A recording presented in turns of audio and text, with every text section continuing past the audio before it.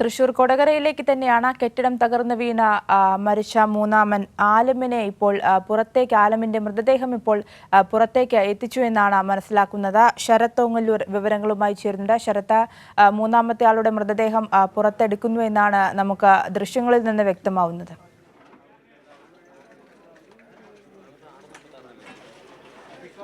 ആര്യ, 3 പേരെയും പുറത്തെത്തിച്ചിട്ടുണ്ട്. 3 പേരുടെയും മരണം കളക്ടർ ഔദ്യോഗികമായി സ്ഥിരീകരിക്കുകയും ചെയ്തിട്ടുണ്ട്. ഈ ആദ്യഘട്ടത്തിൽ തന്നെ രക്ഷാപ്രവർത്തന നേതൃത്വം നൽകിയ ഫയർ സ്റ്റേഷൻ ഓഫീസറായിട്ടുള്ള വൈശാഖ് നമ്മോടൊപ്പം ചേരുന്നുണ്ട്.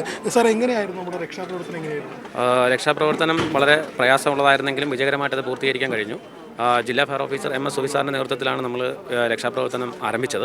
തൃശ്ശൂർ, ചാലക്കുടി, പുതുക്കാട് എന്നീ 3 അഗ്നിരക്ഷാ നിലയങ്ങളിൽ നിന്നാണ് ക്രൂ എത്തിയത്.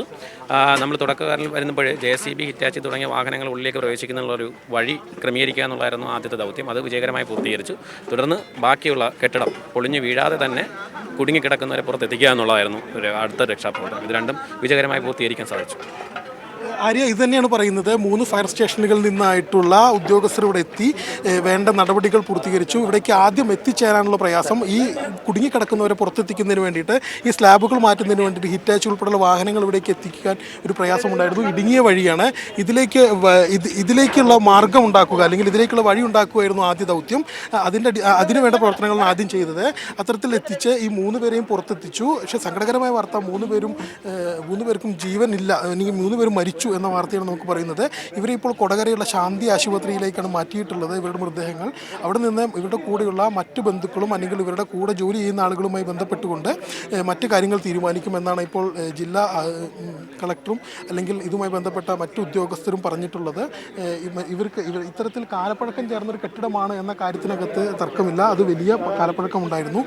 ഇതിന് ഫിറ്റ്നസ് ഉൾപ്പെടെയുള്ള സാധനങ്ങൾ ഉണ്ടായിരുന്നു. തുടങ്ങിയ കാര്യങ്ങൾക്കകത്ത് വേണ്ട പരിശോധനകൾ നടത്തേണ്ടതാണ്, അല്ലെങ്കിൽ നടത്തുമെന്ന് തന്നെയാണ് കളക്ടർ പറയുന്നത്. ജില്ലയിലുടനീളം ഇത്തരത്തിലുള്ള പരിശോധനകളും നടത്തുമെന്ന് കളക്ടർ പറയുന്നുണ്ട്. ആര്യ, തീർച്ചയായും രക്ഷാപ്രവർത്തനത്തിന് നേതൃത്വം നൽകിയ ഉദ്യോഗസ്ഥന്റെ വാക്കുകളാണ് നമ്മൾ കേട്ടത്. രക്ഷാപ്രവർത്തനം വിജയകരമായിരുന്നു എന്ന് തന്നെയാണ് അദ്ദേഹം പറയുന്നത്. കാരണം രാവിലെ 6:10 കൂടി ഉണ്ടായ ഒരു അപകടത്തിൽ ഉടനടി തന്നെ ഈ രക്ഷാപ്രവർത്തനത്തിൽ ഏർപ്പെടാൻ സാധിക്കുകയും കുടുങ്ങിക്കിടന്ന 2 പേരെ ആദ്യഘട്ടത്തിൽ പുറത്തെത്തിക്കാൻ സാധിക്കുകയും ചെയ്തിരുന്നു. ഇവർ ഈ കുടുങ്ങിക്കിടക്കുന്ന ഒരു അവസ്ഥയാണ്. അവരെ പുറത്തെത്തിക്കാനുണ്ടായിരുന്ന നിരവധി പരിശ്രമങ്ങളുണ്ടായിരുന്നു. അതെല്ലാം തന്നെ കടന്നുകൊണ്ടാണ് ഇവരെ പുറത്തെത്തിച്ചത്. പക്ഷേ ജീവൻ രക്ഷിക്കാനായിട്ടില്ല എന്നുള്ള സങ്കടകരമായ വാർത്തയുമുണ്ട്.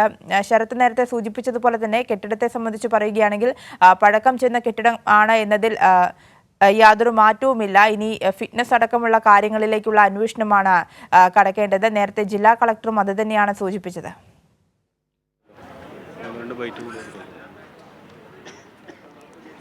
തീർച്ചയായിട്ടും അത് തന്നെയാണ്. ഈ കാലപ്പഴക്കം, ഈ പുലർച്ചെ വരെ പെയ്ത കനത്ത മഴ, ഇത് രണ്ടുമാണ് ഇത്തരമൊരു അപകടത്തിന് കാരണമെന്ന് തന്നെയാണ് പ്രാഥമികമായിട്ടുള്ള നിഗമനം. ഈ മൺചുവരുകൾ നമ്മുടെ ദൃശ്യങ്ങളിൽ കാണുന്ന പോലെ മൺചുവരുകളാണ്. സ്വാഭാവികമായിട്ടും അത് കനത്ത മഴയിൽ അത് കുതിർന്നിട്ടുണ്ടാകും. അതോട് കൂടിയിട്ട് ഇത് നിലം പൊത്തുകയായിരുന്നു എന്നാണ് മനസ്സിലാക്കുന്നത്. രാവിലെ 6:10 കൂടിയിട്ടായിരുന്നു ഇത്തരത്തിലുള്ള അപകടം. 17 പേരാണ് ഉണ്ടായിരുന്നത് എന്ന് സംബന്ധിച്ച് കളക്ടറുടെ ഭാഗത്ത് നിന്ന് ഔദ്യോഗിക സ്ഥിരീകരണം വരുന്നു. അതിൽ 14 പേരും ഓടി രക്ഷപ്പെട്ടു. മറ്റു 3 പേരാണ് ഇതിനകത്ത് കുടുങ്ങിയിട്ടുണ്ടായിരുന്നത്. 6:10 കൂടി ഇത്തരം അപകടം ഉണ്ടായത്. ആദ്യഘട്ടത്തിൽ തന്നെ നാട്ടുകാരും ഫയർഫോഴ്സ് ഉദ്യോഗസ്ഥരും പോലീസും എല്ലാം തന്നെ എത്തി രക്ഷാപ്രവർത്തനം ഏകോപിപ്പിച്ചു, രക്ഷാപ്രവർത്തനം നേതൃത്വം നൽകി. അതിൻ്റെ അടിസ്ഥാനത്തിൽ രാവിലെ 8:40 കൂടിയിട്ട് ആദ്യ 2 പേരെ പുറത്തെത്തിക്കാൻ സാധിച്ചു. അവസാനം എത്തിയ ആലിമിനെയാണ് അവസാനം കണ്ടെത്തിയത്. ആലിമും മരിച്ചിരുന്നു. 3 പേരും മരിച്ചിട്ടുണ്ട്. 3 പേരും പശ്ചിമ ബംഗാൾ സ്വദേശികളാണ്.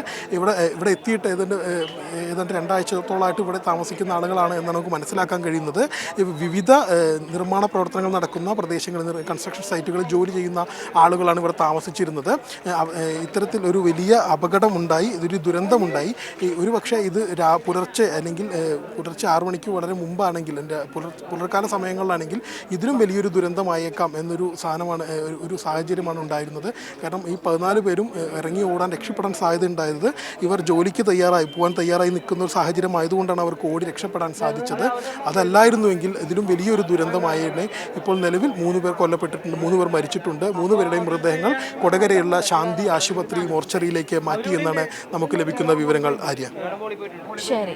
ശരത് ഓങ്ങല്ലൂരാണ് വിവരങ്ങൾ നൽകിയത്. തൃശൂർ കൊടകരയിൽ കെട്ടിടം തകർന്നു വീണ അപകടത്തിൽ 3 അതിഥി തൊഴിലാളികളുടെയും മരണം സ്ഥിരീകരിച്ചിരിക്കുകയാണ്. മൂന്നാമനായുള്ള രക്ഷാപ്രവർത്തനം അവിടെ പുരോഗമിക്കുകയായിരുന്നു. അതിനിടയിലാണ് ജില്ലാ കളക്ടർ അർജുൻ പാണ്ഡ്യൻ അദ്ദേഹത്തിന്റെ മരണം സ്ഥിരീകരിച്ചുകൊണ്ടുള്ള വിവരങ്ങൾ പുറത്തുവിട്ടത്. 3 പേരുടെയും മൃതദേഹം നിലവിൽ ആശുപത്രിയിലേക്ക് മാറ്റിയിട്ടുണ്ട്.